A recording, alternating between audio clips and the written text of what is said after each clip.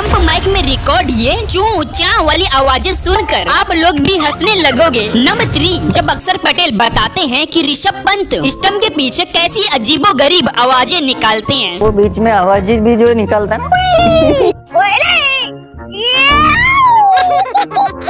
Number 2, stump mic की बात हुई और रोहित शर्मा पीछे रह जाएं, ऐसा क्यों नहीं हो सकता। ये जैसो गली क्रिकेट खेल रहा है क्या? नीचे बैठ के रहे, जब तक बॉल चलेगा नहीं उठनेगा नहीं, नीचे बैठ के रहे। फाइनली नंबर 1, भाई रोहित शर्मा की ये वाली क्लिप मुझे बहुत मुश्किल से मिली है, जब कुलदीप यादव थोड़ा ज्यादा विकेट झटकाने लगे थे। खेलने देना यार, अभी अभी आया, आड़ा मारने देना।